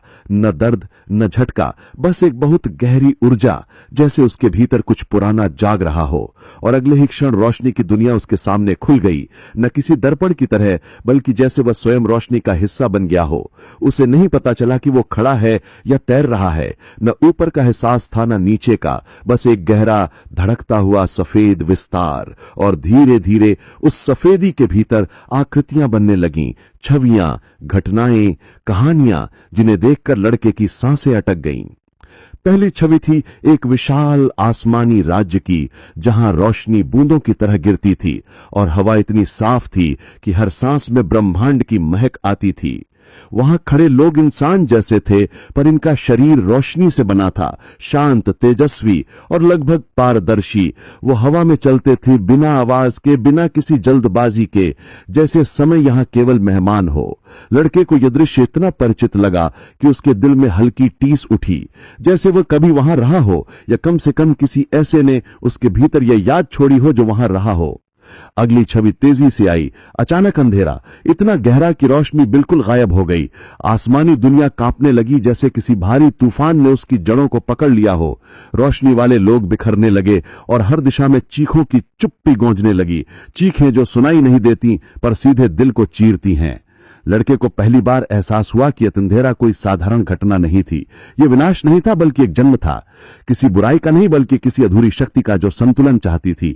और फिर जो दृश्य आया, उसने लड़के को भीतर तक हिला दिया, क्योंकि उसमें वो बीज दिख रहा था, वही चमकीला बीज जिसे वो गांव के कुएं में मिला था। वो बीज आसमान के हृदय से अलग होता दिखा, कंपनदार, धड़कता हुआ, जैसे किसी ने उसे बचाने के लिए बाकी सब कुछ छोड़ दिया हो। रोशनी के प्राणियों में से एक, शायद वही आकृति, बीज को हवा में उठाकर धरती की ओर भेज रही थी। लड़के की आंखें फैल गईं। उसे लगा जैसे वो खुद उस पल में खिंच गया हो उस बीज के साथ, जैसे उसकी आत्मा ने उस यात्रा को पहले भी कभी महसूस किया हो। रोशनी अचानक धीमी पड़ी, दृश्य मिटने लगे और आवाज आई, बहुत दूर से, बहुत गहरी, अब तुम जान गए यह बीज तुम्हें क्यों ढूंढता रहा। रोशनी सिमटने लगी और आकृति की आवाज फिर साफ सुनाई दी, अब तुम्हारी परीक्षा शुरू होती है। आसमान का हृदय जैसे ही शांत हुआ, वही धीमी धड़कती रोशनी पूरे प्रांगण में फैल गई, मगर इस बार उसमें एक अनोखी गंभीरता थी, जैसे कोई अदृश्य दरवाजा खुल चुका हो और उसके पीछे का सत्य हवा में घुलने लगा हो। लड़का अब भी उस दृश्य से हिला हुआ था जो उसने हृदय के भीतर देखा था। उसकी हथेलियों में अब भी वो कंपन महसूस हो रहा था जो उस बीज के साथ उसकी आत्मा तक पहुंच गया था। ऐसा लग रहा था जैसे उसकी सारी पुरानी यादें, गांव की मिट्टी, उसकी मां के हाथों की खुशबू, पिता की आवाज, दादी की कहानियां, सब किसी धागे में बदलकर उसी क्षण उससे जुड़ने लगी हूं। उसे लगा कि वो अकेला खड़ा नहीं है, बल्कि उसकी हर याद किसी अनदेखी शक्ति के साथ जीवित उठी है। हवा अचानक गहराई से भरी महसूस हुई और आकृति, जो कुछ पहले अत्यंत शांत दिखाई दे रही थी, अब पूर्ण गंभीरता के साथ उसकी ओर बढ़ी। एक ऐसी गंभीरता जो न भय पैदा करती थी, न आशंका, बल्कि ऐसा एहसास दिलाती थी कि जो आगे होने वाला है वो जीवन को दो हिस्सों में बांट देगा, पहले और बाद में। आकृति ने अपनी चमकदार किंतु थकी हुई आंखों से उसे देखा। जो तुमने देखा वो केवल अतीत का एक अध्याय था, लेकिन यह परीक्षा तुम्हारे भीतर के वर्तमान का खुला हुआ दर्पण है। कई लोग सोचते हैं कि परीक्षाएं बाहरी दुनिया देती हैं, कठिन लोग, कठोर हालात, दुख और विफलताएं, पर यह भूल है। सबसे कठिन परीक्षा वो होती है जहां इंसान को अपने भीतर उतरना पड़ता है, उस हिस्से में जो छिपा रहता है, संकोची रहता है, कभी कभी इतना चुप कि खुद को भी सुनाई नहीं देता। लड़के ने गहरी सांस ली। उसका दिल तेज धड़क रहा था, मगर एक अलग तरह की स्थिरता भी उसके भीतर उठने लगी। उसे महसूस हुआ कि वो पीछे नहीं हटेगा, चाहे सामने कैसी भी चुनौती खड़ी हो। आकृति ने अपने हाथ हवा में उठाए और उसी क्षण प्रांगण की जमीन धीरे धीरे चमकने लगी, जैसे किसी पुराने ग्रंथ के पृष्ठों पर अक्षर जीवित हो रहे हों। कुछ ही पलों में जमीन के बीचों बीच एक बड़ा गोला बना, न रोशनी का न आग का, बल्कि स्मृतियों का। वो गोला एक शांत, पारदर्शी, धड़कते हुए तालाब जैसा था, जिसमें देखने पर कुछ भी स्पष्ट नहीं दिखता था, लेकिन महसूस होता था कि उसके भीतर अनगिनत परतें छिपी हैं। आकृति ने कहा, यह है तुम्हारा अंतर्मुख दर्पण, वो स्थान जहां हर उत्तर तुम्हारे सामने प्रकट होगा, पर हर उत्तर एक घाव खोलकर ही आएगा। ये दर्पण केवल सत्य दिखाता है, तुम्हारी ताकत भी, तुम्हारा भय भी, तुम्हारी इच्छा भी, तुम्हारा अंधकार भी। लड़का धीरे धीरे उस दर्पण के करीब गया। उसके कदम जैसे किसी और दुनिया की ओर बढ़ रहे थे। हर कदम के साथ वातावरण और गहरा और घना होता जा रहा था। वो दर्पण अब उसके सामने था, एक ठहराव हुआ अनंत जल जैसा, जो बिना हवा के भी तरंगे बना रहा था। जैसे ही उसकी परछाई उसमें दिखाई दी, वो परछाई अचानक टूटकर बिखर गई और उसकी जगह धुंधली सी आकृतियां उभरने लगीं। पहले धुंध, फिर रंग, फिर चेहरे, फिर घटनाएं। लड़का सांस रोककर खड़ा हो गया। दर्पण में उसने सबसे पहले खुद को एक छोटे बच्चे के रूप में देखा, बिल्कुल उसी उम्र का जब वो पहली बार नीम के पेड़ के नीचे तारे देखा करता था। वो बच्चा मिट्टी पर बैठा था, हाथ में टूटे हुए मिट्टी के खिलौने का टुकड़ा और आंखों में वही चुप्पी जो तब आती है जब इंसान दुख को समझ तो लेता है, लेकिन शब्दों में ढाल नहीं पाता। लड़के ने धीरे से खुद से पूछा, ये कब का क्षण है? और अगले ही पल दृश्य बदल गए। उसकी मां की थकी हुई आंखें, देर रात तक जलता चूल्हा, पिता के खेत की चिंता में डूबा चेहरा और उठती गिरती जिम्मेदारियों के बीच एक छोटा सा बच्चा जो दुनिया की सरलता को बचाए रखने की कोशिश कर रहा था। दर्पण ने यह दिखाकर रुकावट नहीं डाली, अब उसने वो दिखाया जिससे लड़का हमेशा बचता आया था। वो क्षण जब किसी के शब्दों ने उसे पहली बार आहत किया था, वो क्षण जब उसे लगा था कि उसकी भावनाएं किसी को दिखाई नहीं देती, वो क्षण जब उसने अपने भीतर एक छोटी सी दीवार बना ली थी जिससे वो आज तक खुद को बचाए हुए था। लड़का इन दृश्यों को देखते हुए कांप गया। ये दर्द किसी और का नहीं था, यही उसका अपना अतीत था। पर जैसे जैसे वो इन दृश्यों को देख रहा था, एक अजीब सी बात हो रही थी। दर्द उसे तोड़ नहीं रहा था, बल्कि हर दृश्य के साथ एक हल्का सा प्रकाश उसके भीतर जागने लगा था, जैसे वो हर पुराने घाव से कोई शक्ति ले रहा हो। आकृति ने दूर से कहा, यही तुम्हारी पहली परीक्षा है, अपने भीतर की सच्चाई को देखना और उससे भागना नहीं। जो इंसान खुद को पूरी तरह देख ले, दुनिया उसे कभी हरा नहीं सकती। दर्पण में दृश्य अचानक फिर बदल गए। अब वहां अंधकार था, पूर्ण, ठंडा, भारी अंधकार, और उसी अंधकार के बीच से कुछ हिलता हुआ दिखा, कुछ ऐसा जिसे वो पहचान नहीं पा रहा था। ये उसका डर था, उसका सबसे गहरी, दबी हुई आशंकाओं वाला स्वरूप। वो अंधकार धीरे धीरे आकार में बदलने लगा और एक बिंदु पर ऐसा लगा जैसे वो उसी का दूसरा रूप हो, मगर बिना रोशनी के, बिना आशा के, बिना सपनों के। लड़के की सांसें भारी होने लगी, लेकिन उसने पीछे हटने की कोशिश नहीं की। वो अंधकार उसकी ओर बढ़ा, एकदम चुप मगर शून्य की तरह भारी। लड़का कांपा पर टूटा नहीं। उसने अपने सीने पर हाथ रखा, उस जगह जहां बीज की हल्की धड़कन उसे हमेशा ताकत देती थी, और तभी उसके भीतर से एक गहरी, गर्म लहर उठी, एक रोशनी जो अंधकार की ओर बढ़ी और उसे बिना युद्ध किए शांत कर दिया। दर्पण अचानक स्थिर हो गया। आकृति ने धीरे से कहा, अब तुम अपनी दूसरी परीक्षा के लिए तैयार हो, क्योंकि जिसने अपने भीतर का अंधकार स्वीकार कर लिया, वो बाहरी अंधकार से कभी नहीं डरता। आसमान के प्रांगण में अब पहले जैसी स्थिरता नहीं रही थी। जैसे ही अंतर्मुख दर्पण शांत हुआ, पूरे वातावरण में एक ऐसी निस्तब्धता फैल गई जो सामान्य खामोशी से अलग थी। ये वो खामोशी थी जो किसी बड़े परिवर्तन के ठीक पहले उतरती है। वो खामोशी जो हवा को भी भारी बना देती है, जैसे संसार एक पल के लिए अपनी सांस रोक ले। लड़का अभी भी दर्पण से थोड़ा पीछे खड़ा था। गहरी सांसें लेते हुए उसकी धड़कनों में अनोखी दृढ़ता आ चुकी थी। वो जानता था कि उसने अपने भीतर का अंधकार देखा है, उसे स्वीकार किया है, और यह पहली बार था जब उसे महसूस हुआ कि ताकत डर को दबाने में नहीं बल्कि उसे पहचानने में छिपी है। प्रांगण की जमीन हल्के सुनहरे रंग में बदलने लगी थी, जिसे किसी अदृश्य स्रोत से प्रकाश सतह पर फैल रहा हो। लेकिन यह प्रकाश शांत नहीं था, यह हिल रहा था, कांप रहा था, जिसे वो खुद किसी गहरी चेतावनी से गुजर रहा हो। आकृति अब बिल्कुल स्थिर खड़ी थी, पर उसकी पारदर्शी देह में एक विचित्र थरथराहट थी, जैसे वो किसी ऐसी शक्ति को रोकने की कोशिश कर रही हो जो खुद को मुक्त करने के लिए व्याकुल हो। उसकी आंखों में अब रोशनी के साथ एक दुख भी समाया हुआ था, एक ऐसा दुख जो सामान्य इंसान नहीं समझ सकता। उसने बहुत धीमी आवाज में कहा, तुमने पहला द्वार पार किया और यह तुम्हें मजबूत बनाता है, पर दूसरी परीक्षा किसी को भी भीतर से हिला सकती है, क्योंकि यह परीक्षा तुम्हें तय करने देगी कि तुम कौन बनना चाहते हो, न कि तुम कौन थे। लड़के ने अपने जबड़े कस लिए। उसकी आंखों में अब डर नहीं था, बस एक स्पष्ट इच्छा थी आगे बढ़ने की। आकृति ने हाथ उठाया और उसी क्षण प्रांगण के मध्य में जमीन फटती हुई सी लगने लगी।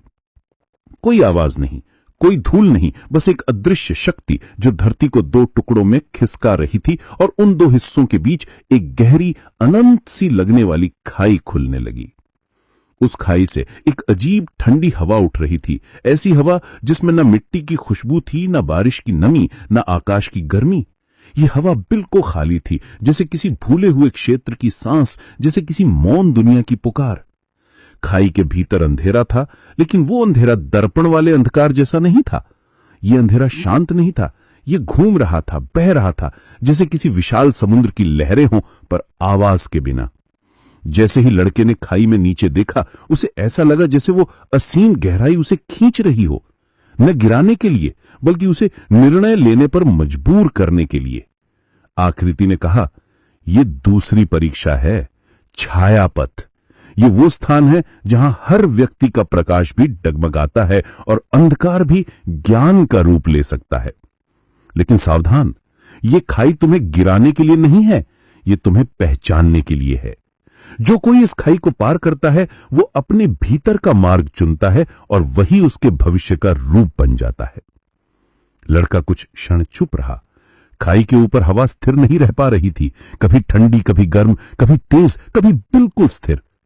वो एकदम किनारे पर खड़ा हुआ और उस ऊंचाई से नीचे देखते ही उसे ऐसा लगा जैसे दुनिया अचानक उसके नीचे से खिसक गई हो। लेकिन उसने पीछे मुड़कर नहीं देखा। भीतर का बीज अनियमित गति से धड़क रहा था, जैसे वो उसे चेतावनी भी दे रहा था और शक्ति भी। प्रांगण के दूसरे किनारे पर खाई के पार एक हल्की सी रोशनी दिखाई देती थी, धुंधली, लगभग बुझी हुई, पर वो वहां थी। आकृति ने कहा, उस रोशनी तक पहुंचना ही परीक्षा है, रास्ता नहीं बनेगा, तुम्हें अपने कदमों से राह बनानी होगी। और ध्यान रहे, ये राह तुम्हारे मन के अनुसार बदलती है। अगर डर बढ़ेगा तो खाई गहरी होगी, अगर विश्वास बढ़ेगा तो कदम भरने से पहले ही आगे जमीन बन जाएगी। यह पूरी तरह तुम पर निर्भर है कि तुम्हारी दुनिया कैसी आकार ले। यही छाया पथ का नियम है। लड़के ने पहली बार खाई की ओर कदम बढ़ाया। जैसे ही उसका पैर हवा में पड़ा, जमीन उसके नीचे से गायब थी, लेकिन अगले ही क्षण जब उसने विश्वास से भरी सांस ली, वही गायब जमीन अचानक एक पारदर्शी चमकदार पट्टी के रूप में बन गई, बिल्कुल उसके पैर के नीचे। वो हक्का बक्का रह गया, मगर अगला कदम और अधिक स्थिर था। उसने समझ लिया था, ये राह भय से नहीं, विश्वास से बनेगी। पर जैसे जैसे वो आगे बढ़ा, खाई का अंधेरा उसके चारों ओर घूमने लगा। कभी उसे लगा कि वो उसे निगल लेगा, कभी ऐसा लगा कि वही अंधकार उसके कानों में फुसफुसा रहा है। अतीत की आवाजें, अस्थिर संदेह, वे पुराने सवाल जो बचपन से पीछा करते आए थे। क्या तुम सक्षम हो? क्या तुम सच में चुने गए हो? क्या तुम असफल नहीं हो जाओगे? लड़के का दिल तेजी से धड़कने लगा। वो जानता था कि ये खाई बाहरी दुनिया नहीं, उसका अपना मन उसे चुनौती दे रहा है। उसने गहरी सांस ली, छाती पर बीज को महसूस किया और आगे देखा। वो पार की रोशनी अब थोड़ी और स्पष्ट हो चुकी थी, जैसे वो उसकी हिम्मत से प्रभावित हो रही हो। उसने एक कदम और रखा, फिर एक और हर कदम के साथ हवा थोड़ी स्थिर होने लगी। अंधकार थोड़ा पीछे हटने लगा। प्रांगण के दूसरे छोर पर आकृति शांत खड़ी थी, पर उसकी पारदर्शी देह का कांपना अब रुक गया था, जैसे लड़के के बढ़ते विश्वास ने उसे भी स्थिर कर दिया हो। अचानक खाई ने अपना रूप बदल लिया। जमीन का एक हिस्सा गायब होकर विशाल दूरी में तब्दील हो गया, इतना चौड़ा कि छलांग असंभव थी। लेकिन लड़के ने अपनी आंखें बंद की और अपनी सांस को नियंत्रित किया। उसने खुद से कहा, डर मेरी राह तय नहीं करेगा। जैसे ही उसने विश्वास से कदम बढ़ाया, हवा ने उसके पैरों के नीचे प्रकाश की नई सीढ़ी बना दी। यह शक्ति उसकी नहीं थी, यह उसके विश्वास की थी। और जैसे जैसे वो आगे बढ़ता गया, खाई संकड़ी होती गई, अंधकार शांत होता गया और अंत में अंतिम कदम पर रोशनी का वो छोटा सा बिंदु उसके सामने विशाल होकर एक द्वार बन गया, गर्म, मुलायम, धड़कता हुआ, जैसे कोई दिल धड़क रहा हो। वो द्वार उसके सामने खुलते हुए बोला, जो अपने मन की खाई पार कर लेता है, संसार की कोई खाई उसे रोक नहीं सकती। लड़का रोशनी के भीतर कदम रखता है और प्रांगण एक बार फिर अपने अगले रूप में बदलने लगता है। आसमान के प्रांगण में अब पहले जैसी स्थिरता नहीं रही थी। जैसे ही अंतर्मुख दर्पण शांत हुआ, पूरे वातावरण में एक ऐसी निस्तब्धता फैल गई जो सामान्य खामोशी से अलग थी। ये वो खामोशी थी जो किसी बड़े परिवर्तन के ठीक पहले उतरती है, वो खामोशी जो हवा को भी भारी बना देती है, जैसे संसार एक पल के लिए अपनी सांस रोक ले। लड़का अभी भी दर्पण से थोड़ा पीछे खड़ा था। गहरी सांसें लेते हुए उसकी धड़कनों में अनोखी दृढ़ता आ चुकी थी।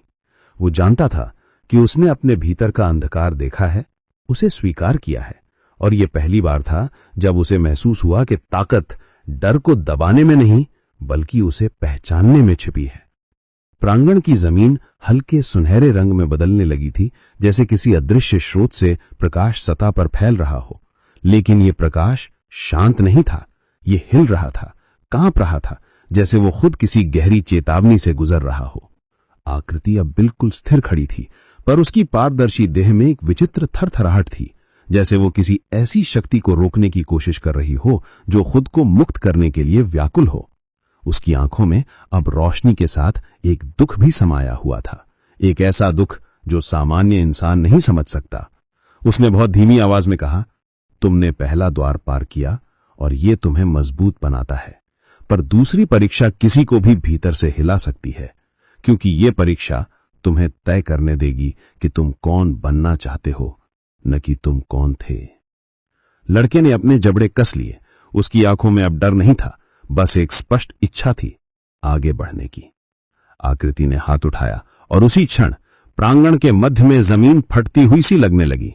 कोई आवाज नहीं, कोई धूल नहीं, बस एक अदृश्य शक्ति जो धरती को दो टुकड़ों में खिसका रही थी, और उन दो हिस्सों के बीच एक गहरी, अंतहीन सी लगने वाली खाई खुलने लगी। उस खाई से एक अजीब ठंडी हवा उठ रही थी, ऐसी हवा जिसमें न मिट्टी की खुशबू थी, न बारिश की नमी, न आकाश की गर्मी। ये हवा बिल्कुल खाली थी, जैसे किसी भूले हुए क्षेत्र की सांस, जैसे किसी मौन दुनिया की पुकार। खाई के भीतर अंधेरा था, लेकिन वो अंधकार दर्पण वाले अंधकार जैसा नहीं था। ये अंधकार शांत नहीं था, ये घूम रहा था, बह रहा था, जैसे किसी विशाल समुद्र की लहरें हों, पर आवाज के बिना। जैसे ही लड़के ने खाई में नीचे देखा, उसे ऐसा लगा जैसे वो असीम गहराई उसे खींच रही हो, न गिराने के लिए, बल्कि उसे निर्णय लेने पर मजबूर करने के लिए। आकृति ने कहा, ये दूसरी परीक्षा है, छाया पथ। ये वो स्थान है जहां हर व्यक्ति का प्रकाश भी डगमगाता है और अंधकार भी ज्ञान का रूप ले सकता है। लेकिन सावधान, ये खाई तुम्हें गिराने के लिए नहीं है, ये तुम्हें पहचानने के लिए है। जो कोई इस खाई को पार करता है, वो अपने भीतर के मार्ग को चुनता है, और वही उसके भविष्य का रूप बन जाता है। लड़का कुछ क्षण चुप रहा। खाई के ऊपर हवा स्थिर नहीं रह पा रही थी, कभी ठंडी, कभी गर्म, कभी तेज, तो कभी बिल्कुल स्थिर।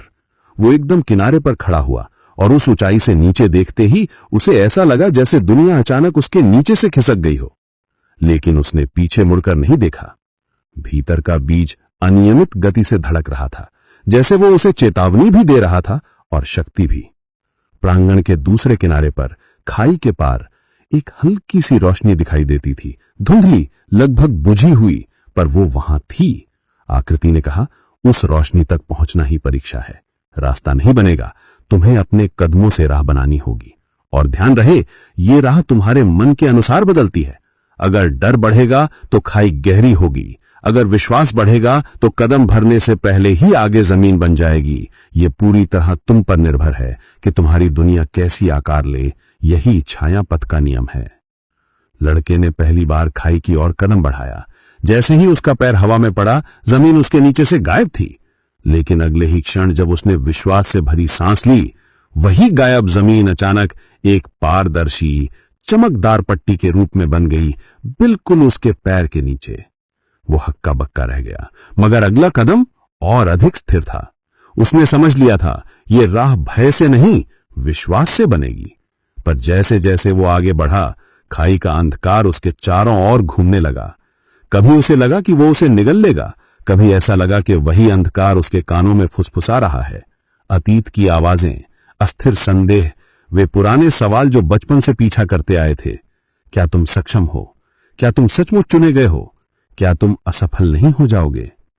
लड़के का दिल तेजी से धड़कने लगा। वो जानता था कि ये खाई बाहरी दुनिया नहीं, उसका अपना मन उसे चुनौती दे रहा था। उसने गहरी सांस ली, छाती पर बीज को महसूस किया और आगे देखा। उस पार की रोशनी अब थोड़ी और स्पष्ट हो चुकी थी, जैसे वो उसकी हिम्मत से प्रभावित हो रही हो। उसने एक और कदम रखा, फिर एक और हर कदम के साथ हवा थोड़ी स्थिर होने लगी, अंधकार थोड़ा पीछे हटने लगा।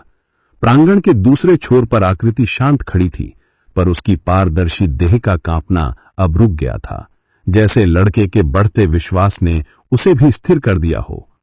अचानक खाई ने अपना रूप बदल लिया।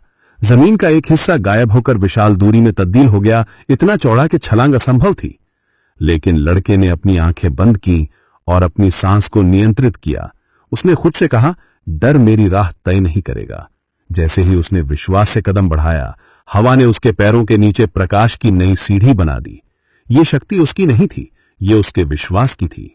और जैसे जैसे वो आगे बढ़ता गया, खाई संकरी होती गई, अंधकार शांत होता गया और अंत में अंतिम कदम पर रोशनी का वो छोटा सा बिंदु उसके सामने विशाल होकर एक द्वार बन गया। गरम, मुलायम, धड़कता हुआ, जैसे कोई हृदय धड़क रहा हो। वो द्वार उसके सामने खुलते हुए बोला, जो अपने मन की खाई पार कर लेता है, संसार की कोई खाई उसे रोक नहीं सकती। लड़का रोशनी के भीतर कदम रखता है और प्रांगण एक बार फिर अपने अगले रूप में बदलने लगता है।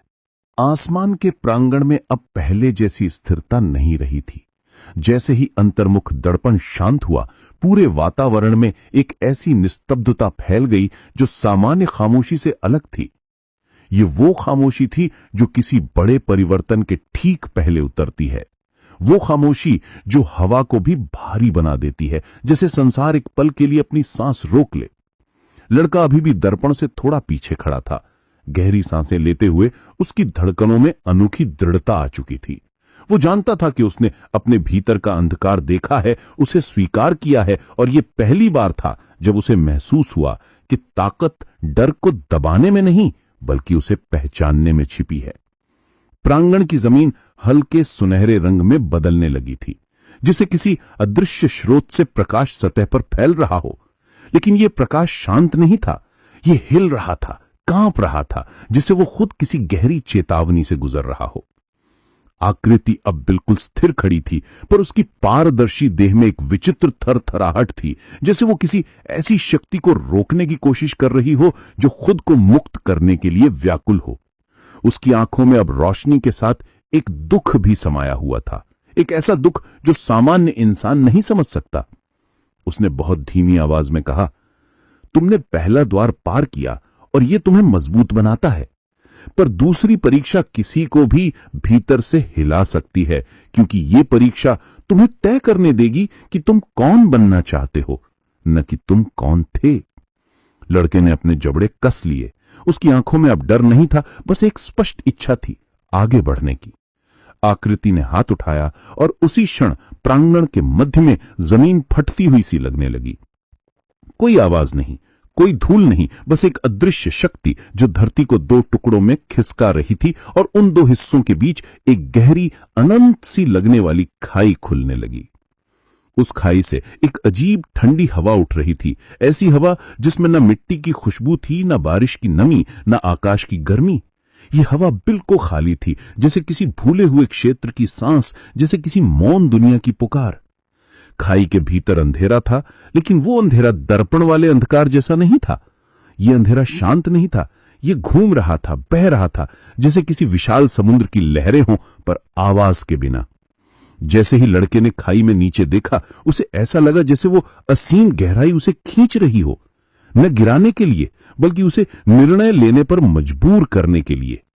आकृति ने कहा, यह दूसरी परीक्षा है, छायापथ। ये वो स्थान है जहां हर व्यक्ति का प्रकाश भी डगमगाता है और अंधकार भी ज्ञान का रूप ले सकता है। लेकिन सावधान, ये खाई तुम्हें गिराने के लिए नहीं है, ये तुम्हें पहचानने के लिए है।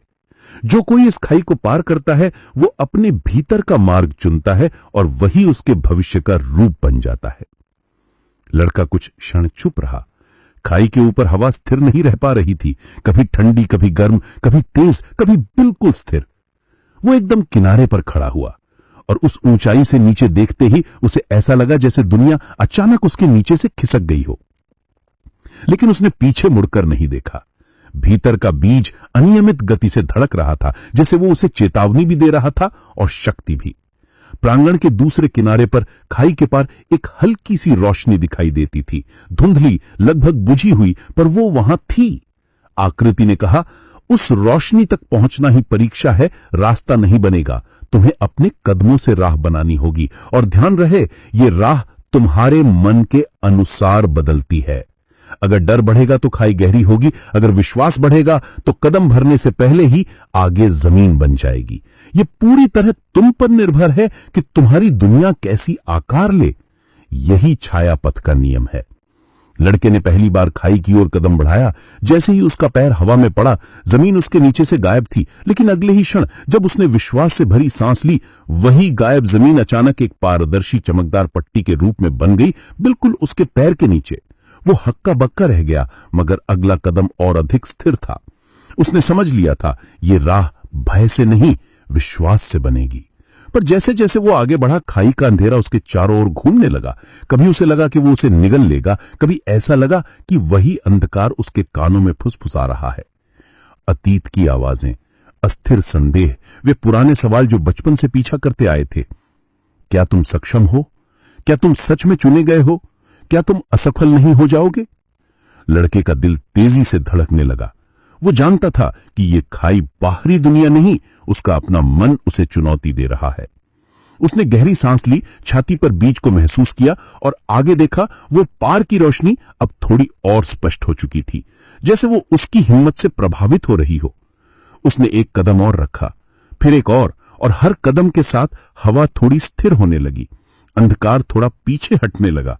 प्रांगण के दूसरे छोर पर आकृति शांत खड़ी थी, पर उसकी पारदर्शी देह का कांपना अब रुक गया था, जैसे लड़के के बढ़ते विश्वास ने उसे भी स्थिर कर दिया हो। अचानक खाई ने अपना रूप बदल लिया। जमीन का एक हिस्सा गायब होकर विशाल दूरी में तब्दील हो गया, इतना चौड़ा कि छलांग असंभव थी। लेकिन लड़के ने अपनी आंखें बंद की और अपनी सांस को नियंत्रित किया। उसने खुद से कहा, डर मेरी राह तय नहीं करेगा। जैसे ही उसने विश्वास से कदम बढ़ाया, हवा ने उसके पैरों के नीचे प्रकाश की नई सीढ़ी बना दी। यह शक्ति उसकी नहीं थी, यह उसके विश्वास की थी। और जैसे जैसे वो आगे बढ़ता गया, खाई संकड़ी होती गई, अंधकार शांत होता गया और अंत में अंतिम कदम पर रोशनी का वो छोटा सा बिंदु उसके सामने विशाल होकर एक द्वार बन गया, गर्म, मुलायम, धड़कता हुआ जैसे कोई दिल धड़क रहा हो। वो द्वार उसके सामने खुलते हुए बोला, जो अपने मन की खाई पार कर लेता है, संसार की कोई खाई उसे रोक नहीं सकती। लड़का रोशनी के भीतर कदम रखता है और प्रांगण एक बार फिर अपने अगले रूप में बदलने लगता है। रोशनी के उस विशाल द्वार के खुलते ही प्रांगण की हवा का रंग बदल गया। अब हवा में मात्र प्रकाश नहीं था, बल्कि एक ऐसी गर्मी थी जो किसी छुएन की तरह लगती थी, जैसे किसी ने उसके कंधों पर आश्वासन भरा हाथ रख दिया हो। लड़के ने जब रोशनी के भीतर पहला कदम रखा तो उसे ऐसा नहीं लगा कि वो किसी कक्ष या किसी नए क्षेत्र में प्रवेश कर रहा है, बल्कि ऐसा लगा कि वो किसी गहरी, अदृश्य स्मृति में उतर रहा है, किसी ऐसी जगह जिसमें उसका अपना इतिहास भी शामिल था, यद्यपि उसे स्वयं इस बात का कोई ज्ञान नहीं था। रोशनी उसके चारों तरफ फैल गई, धीमी, मुलायम, पर फिर भी इतनी शक्तिशाली कि उसके मन की सबसे छोटी से छोटी फुसफुसाहट तक साफ सुनाई देने लगी। ऐसा लग रहा था जैसे प्रकाश उसके विचारों के साथ सांस ले रहा हो, उसकी भावनाओं की धड़कन को समझ रहा हो और उसके भय को बिना आवाज के तौल रहा हो। धीरे धीरे प्रकाश स्थिर होने लगा और जब रोशनी ने अपने आकार को थामा तो लड़के ने देखा कि वो एक ऊंचे, शांत, अंतहीन प्रांगण में खड़ा है। ये वो प्रांगण नहीं था जिसमें वो पहले था।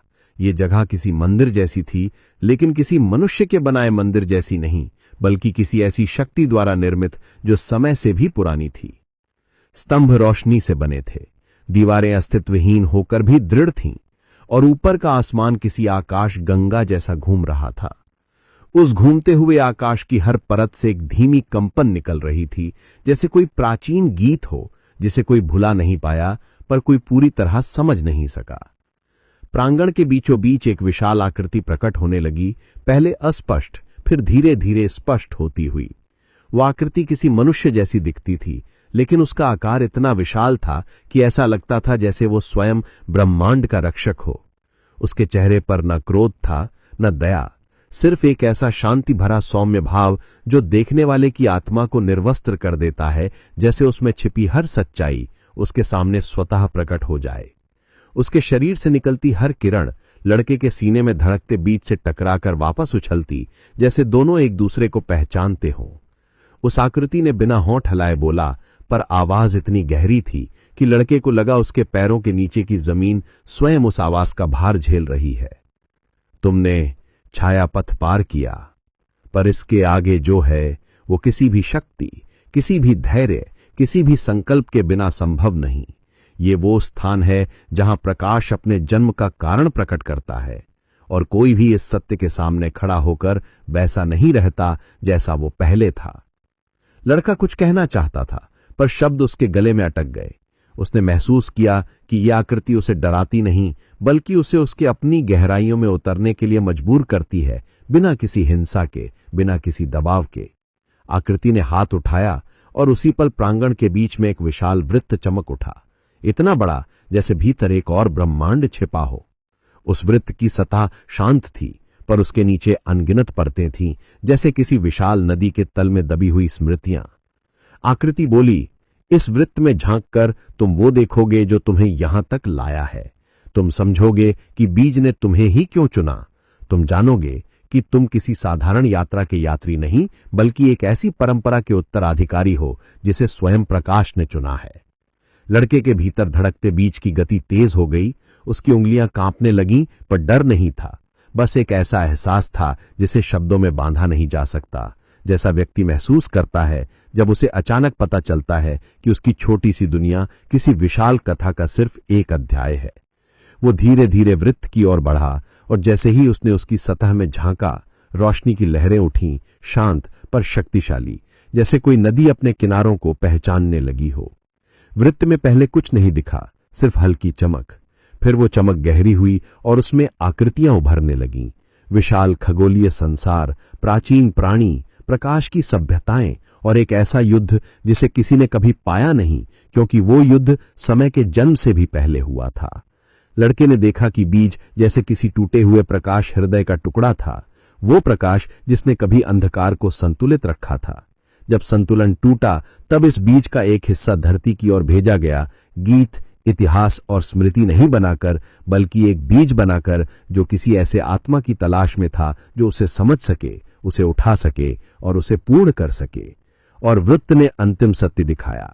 वो बच्चा जिसने कभी नीम के पेड़ के नीचे तारे देखते हुए सोचा था कि वो अलग है, वो वास्तव में चुना हुआ था, किसी चमत्कार से नहीं, बल्कि अपने भीतर के प्रकाश के कारण जो जन्म से उसके साथ था। लड़का स्तब्ध रह गया। उसके सामने ये केवल इतिहास नहीं था, ये भाग्य था। आकृति ने कहा, अब तुम्हें उस शक्ति को स्वीकार करना होगा जो तुम में हमेशा से थी, वरना वो शक्ति तुम्हें स्वीकार नहीं करेगी। रोशनी का वृत्त अब लड़के को अपने भीतर बुला रहा था, धीरे पर निर्विरोध खिंचाव के साथ।